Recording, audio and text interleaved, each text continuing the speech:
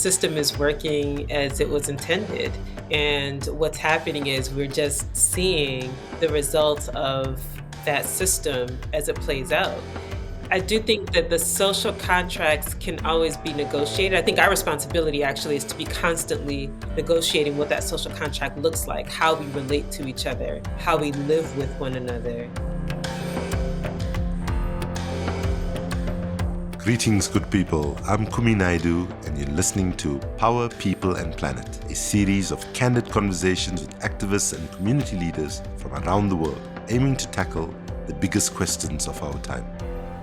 What's race and inequality got to do with climate change? Is our current economic and political system even capable of restoring nature or tackling inequality? And how do we start to rebuild trust, even a new social contract between citizens and people in power?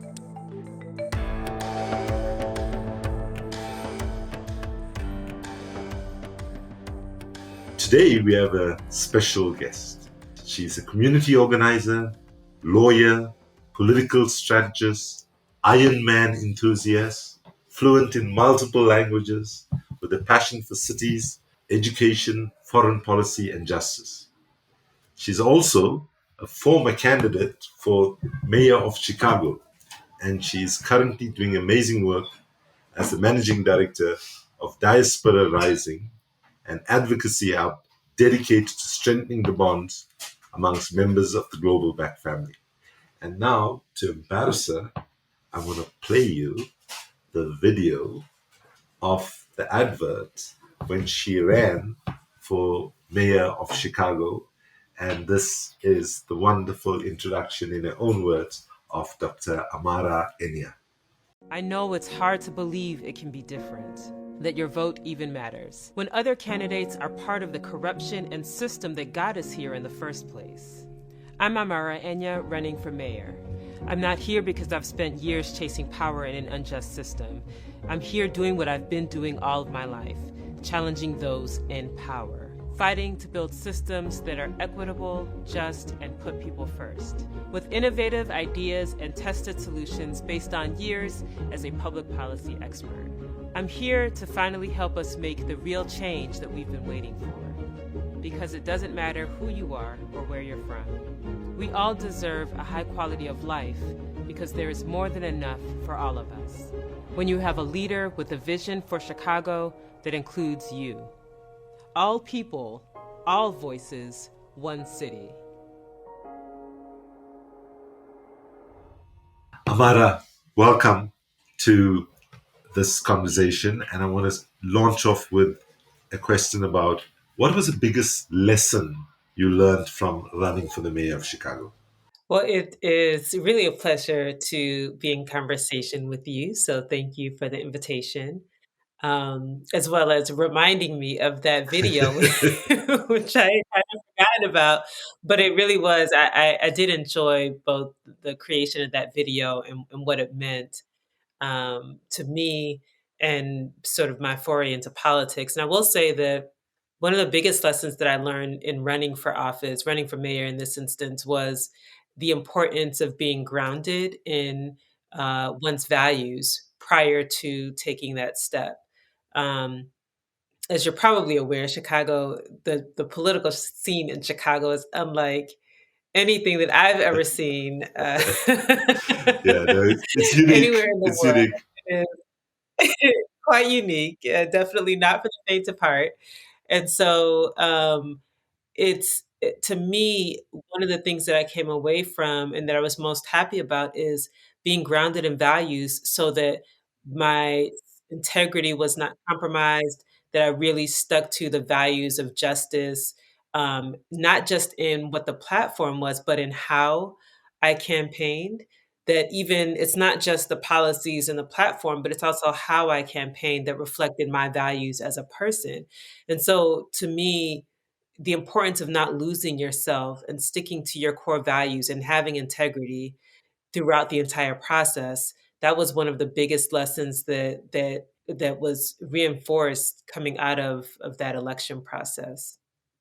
Okay, great. Now I'm going to ask you to just share one funny reflection one funny moment from that entire campaign. While you're thinking about what that moment might be, I just want to say it's so lovely speaking to somebody from this unique city of Chicago, as well as all the other wonderful things you bring to public life.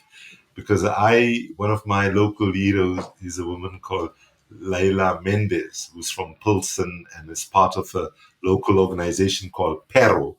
I had the honor of marching with her and the community in the fight before we finally got that coal power plant sort of shut down. And, uh, and I saw both sides of the city, as you see in most places. You see corruption, inertia, uh, sort of status quo protection, and then you see this amazing spirit of ordinary people doing extraordinary things to try to gain voice and to have impact.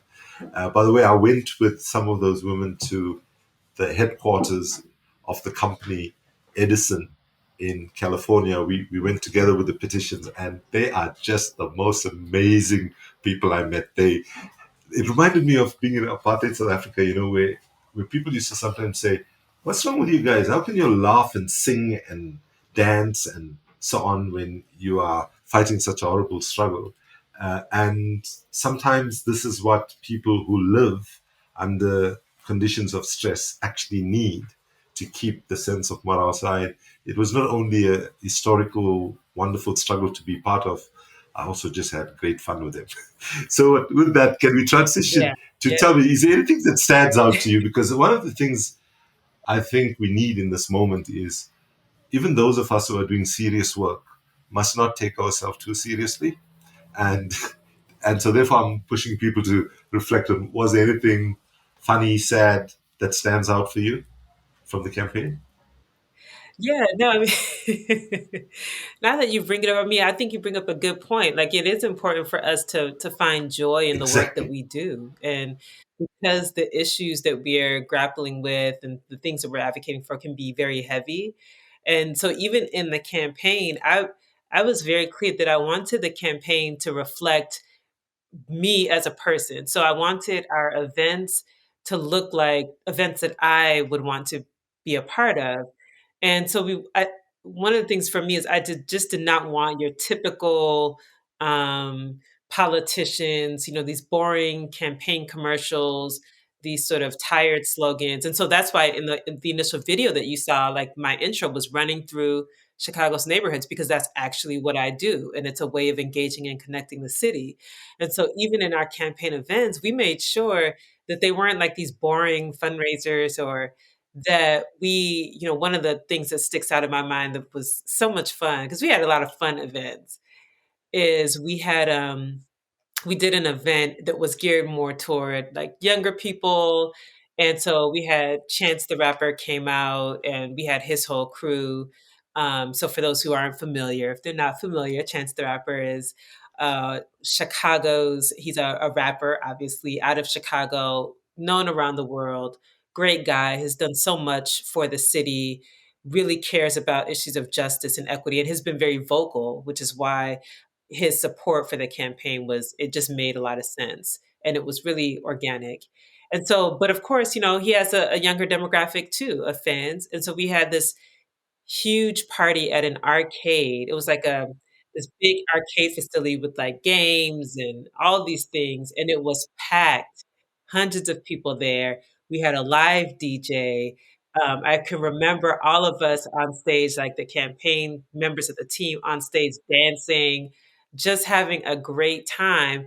So we're talking about these serious issues, but we're also showing people, look, this is what joy looks like. This is what it looks like when we are free and when we can really just fully experience life and thrive.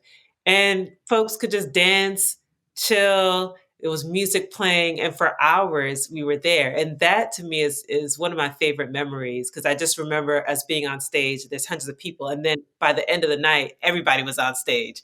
So it was just like one big party. And I think that expressed sort of the fact that, yeah, we're not doing politics the same kind of droll, boring way of doing it. We want to attract people, and people are attracted to joy and they're attracted to Yeah, light. absolutely. And I think I've learned that lesson, if I'm quite honest with you, Amara, a bit too late in life, but at least I've learned it.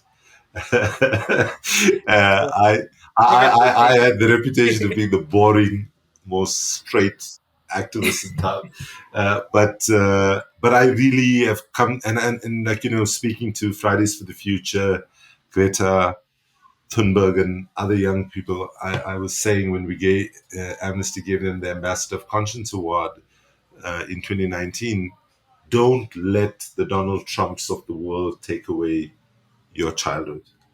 In the way you prosecute the struggle, enjoy each other, build friendships, have fun, do arts and culture, and so on. In that context, I want to ask you about your present job as the managing director of Diaspora Rising. Can you just give us a sense of what its unique and distinct role in the broader movement for Black lives in the US and globally? Yeah, so I was, just really excited about this role in particular. One, because coming from an immigrant family in the United States, those of us who are that first generation growing up outside of home, if you will, there's this sort of dual identity that we have. And so for me growing up, I never, even though I was living in the United States, but I still have most family actually still in Nigeria. Issues of concern to me were still facing home as well, even as I was really putting down roots and getting very much involved in local politics and that line of work. And so what Diaspora Rising represents, it is actually acknowledging the connections of the global Black diaspora.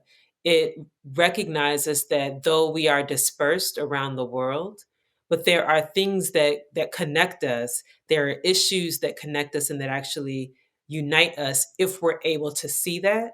And it allows for us to organize on issues with more of the collective in mind.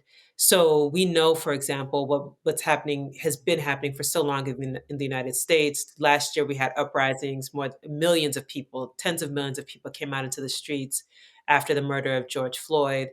And what really just stood out to me was seeing people with posters in Ghana and people with signs in Nigeria coming out and marching after this George Floyd murder and saying justice for George Floyd. Now, my initial thought was, I mean, I know in Nigeria, we we have our own issues with police brutality, with state-sanctioned killings and the like, but to see them standing in solidarity with George Floyd, who was an African American, is very powerful. And as you can see, a few months later, we had the rise of the NSARS movement in Nigeria, which was, protests massive in Nigeria and around the world against, again, these state-sanctioned killings and state sanctioned Police actions. brutality. Exactly.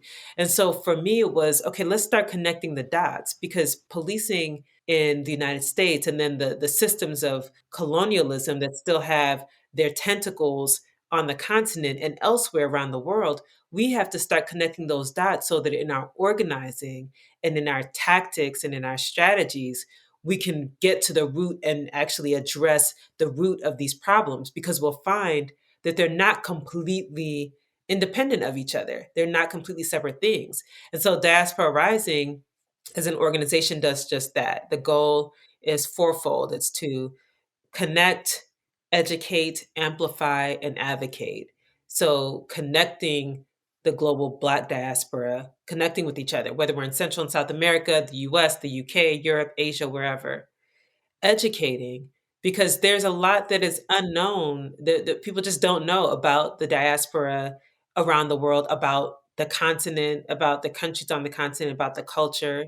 So we see our role as a platform to educate, to amplify. So we want to amplify these movements. We want to amplify efforts taking place to address police brutality or to address inequality or to address the climate crisis and then to advocate. And so we know that it's important to advocate for policies that are in line with our values and that speak to justice for Black people wherever they are in the world. And that looks like talking about US foreign policy and its relationship to the continent, talking about the policies for the European Union and its relationship to African countries or the Black people in their own countries. So the advocating is the fourth plank. And so with that, our goal is to really create this sort of collective identity that allows for us to more effectively push toward our goal of liberation for Black people. That's wonderful work. And if I can push you to rank how you're feeling on a scale of 1 to 10, if 10 is optimistic and 1 is deeply pessimistic, how do you feel at this moment, given where things are in the world, for the agenda of Diaspora Rising on a scale of 1 to 10? I feel I'm at a solid 8 or 9. Wonderful. Um, That's the only I way mean, to feel. If we're gonna rise above the pessimism of the moment, and as people say, the pessimism of our analysis can only be overcome by the optimism of our actions. So yeah. I'm keen to talk about the bigger issues, what's happening in the world right now. And from your experience, grappling with social, economic, and political systems as a campaigner, do you think the social contract, the relationship between government and people, or state and citizens, do you think the social contract really is broken?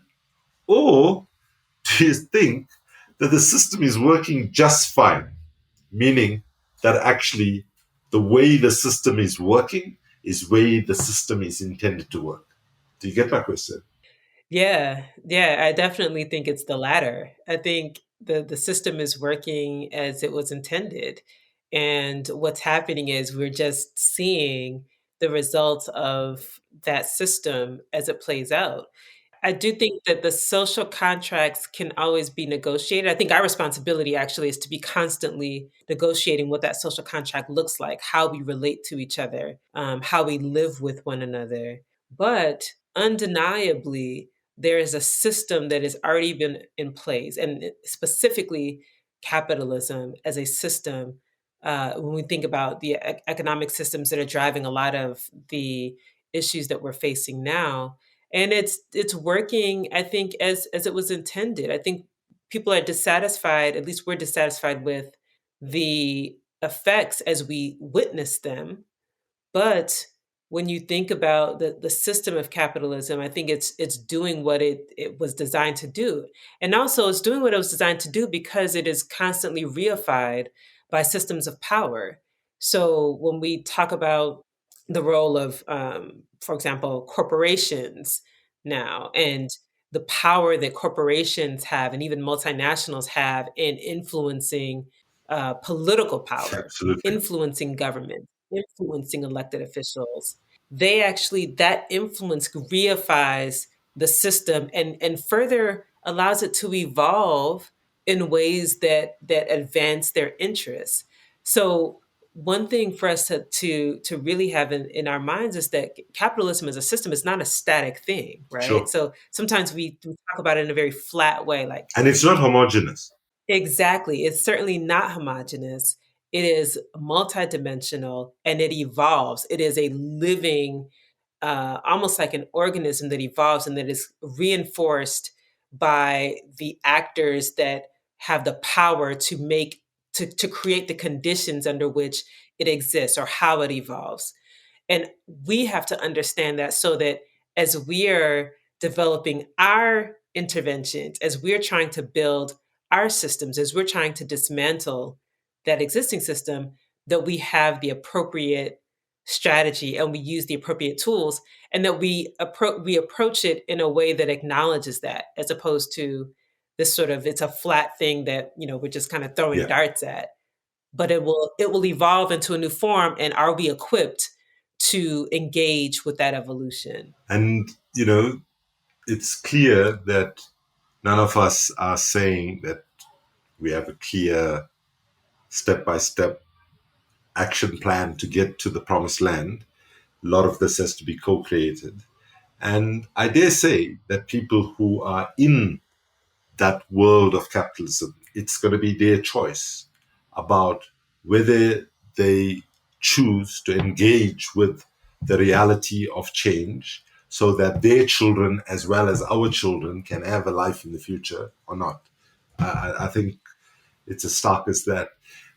Can I ask you about, as somebody who's worked both internationally as well as in Chicago, and you've looked specifically at this question of the relationship between a city government, and its people or its residents.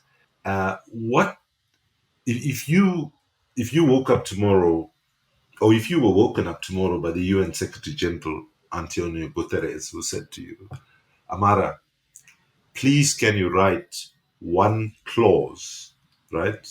Or what would be one idea, would be the strongest idea that you would support, which would cover the question of citizens at the city level and their government? What would that clause be in terms of what would be the single biggest commitment that should be codified, in some sort of social contract between city governments anywhere in the world and their people? Does any one thing or maybe two things stand out for you? There are a couple of things that stand out. One is recognizing a commitment to the quality of life for those who are the most marginalized. Um, what we're seeing happen around the world, and definitely in cities, in particular cities, you can choose Chicago being an example, is we're seeing this increasing inequality, right? But we also see in a city where, on the one hand, there'll be, wealthier folks moving in, they're moving into a particular area, they're doing well, and then the attention will be focused on that as we're touting the, our population and this is happening and we have a higher median income and that sort of thing. But you'll also see in those same cities that those who have been struggling, who've been marginalized most, fall further and further behind. One key area where this is evident is in just looking at the housing crisis, looking at whether or not people can afford housing. It is such a fundamental component that's necessary for stability and really for every other thing: health, jobs, transit, all of that. And yet we're seeing cities where getting access to affordable housing is almost impossible. So you have to ask, what kind of city are we where we have such a stark disparity in Yeah. experience? And cities have to deal with that. They have to decide, do we care about people who are living at the margins? Because if they do, then we have to design interventions, and I mean economic interventions, education interventions that can bring those people along so that they get access to the same quality of life as the most wealthy residents. That's a huge challenge for cities to undertake, and it's a values Hmm. thing, right? Absolutely. So it's not even just a fiscal issue, it's a values issue.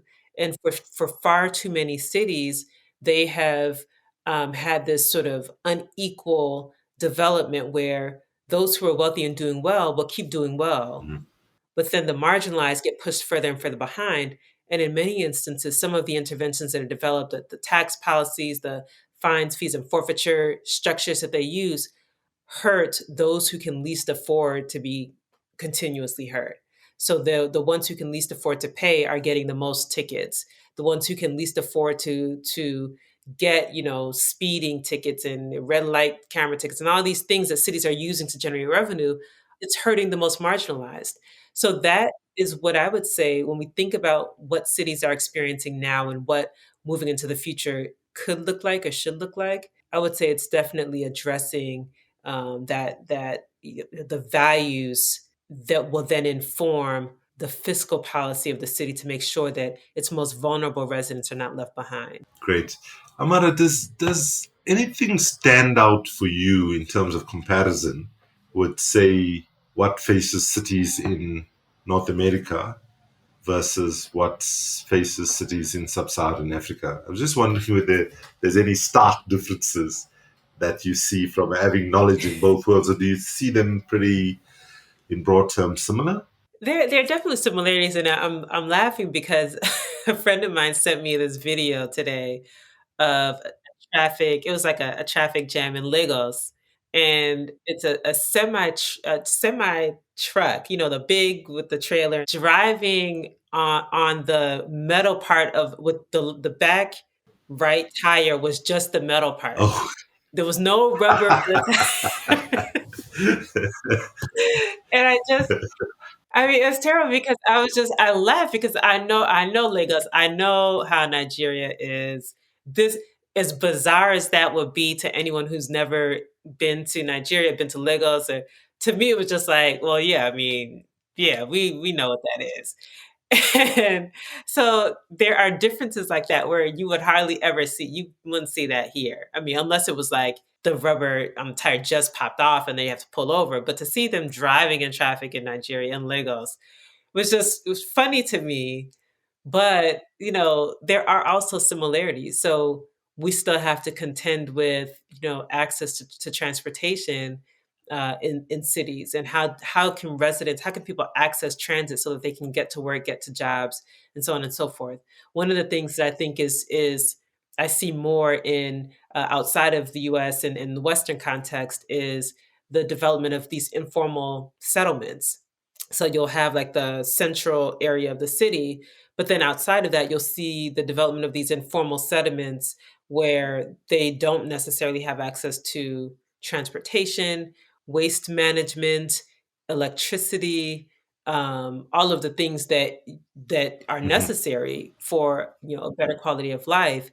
And so, one point of departure is how will cities in the non-Western context, in many instances, how will they grapple with those informal settlements and make sure that those people are not getting left behind, that they can actually get access to what the services that are available in that city. So that's a point of departure.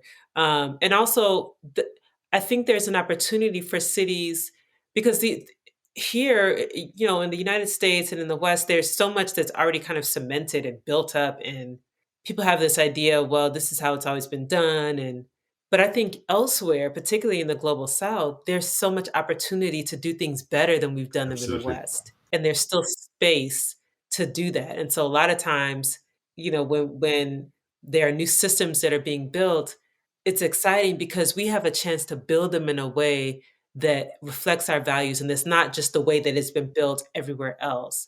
So the hope is that we can avoid some of the pitfalls that we're witnessing in some of these, in the Western context, and avoid them there. Sadly, though, the iron grip of economic domination by the big dominant developed countries means that quite often the economic choices that countries like in sub-Saharan Africa are making is very much in the image of their former masters in the colonial spaces, from before or from new sort of influence brokers. Uh, if we can shift courses, too too many people living in poor communities around the world, the intersection between environmental and urban justice issues are pretty clear. To others, this intersection is not, is less clearly understood. Can you speak to this? For example, our zoning laws creating spaces where pollution is concentrated in poorer neighborhoods, like what I saw in Pilsen in Chicago some years back.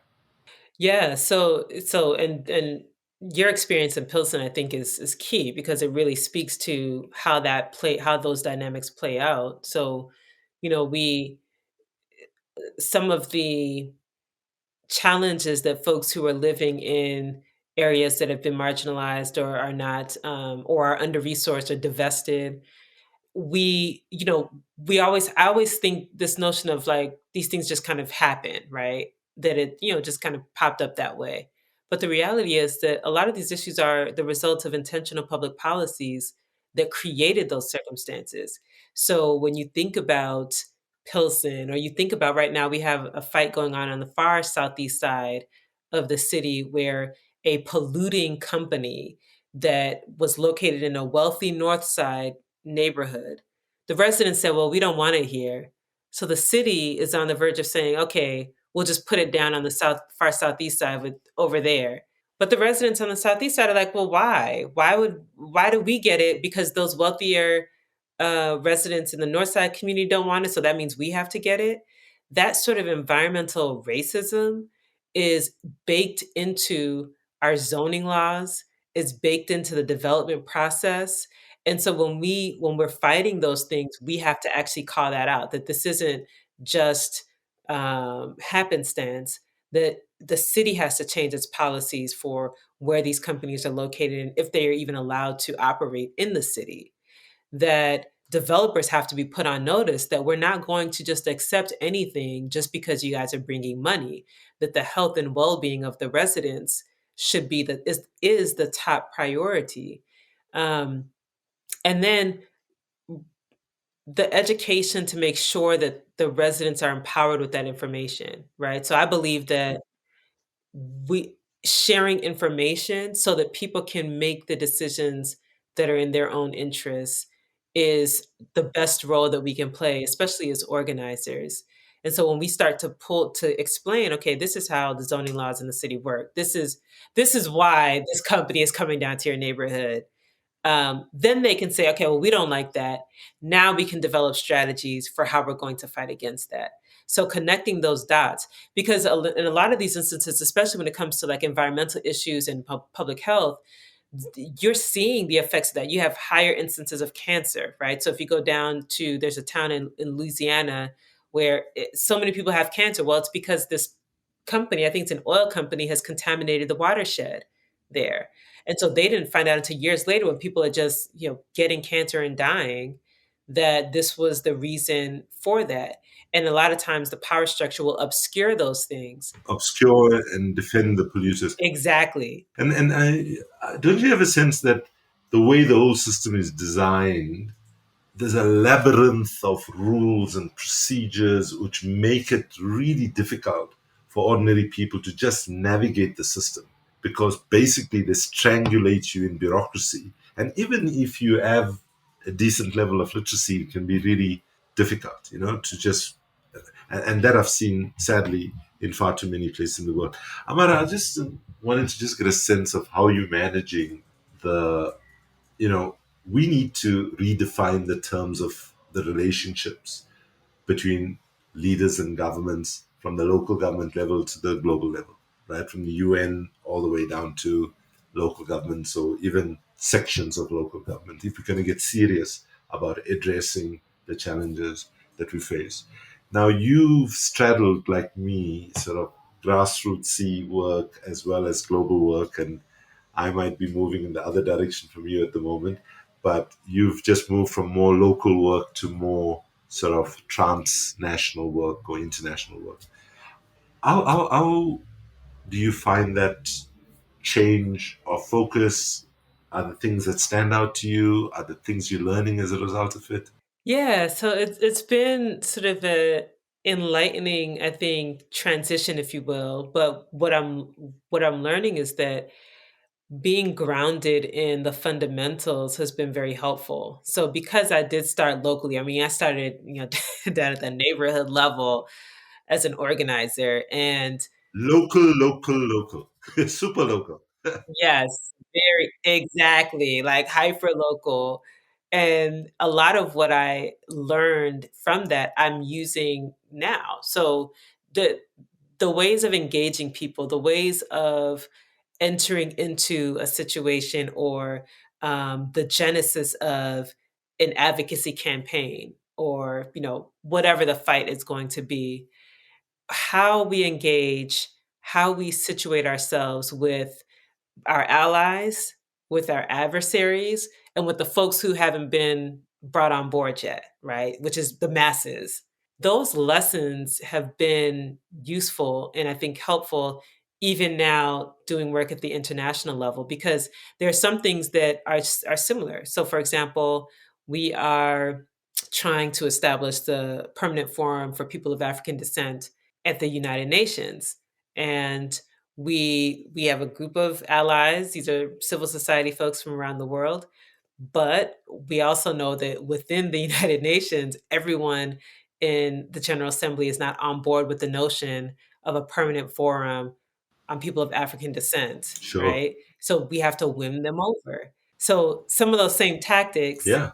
the open letter, the getting sign-ons, the meetings to engage with those who maybe are like, oh, are thinking about it, but we're not sure, well, we can persuade. Like some of those same tactics we're having to use at the international level, engaging. It's just now our meetings are across, 5 continents, and we're doing them in 5 different languages to Uh-huh. make sure that everyone is on the same page.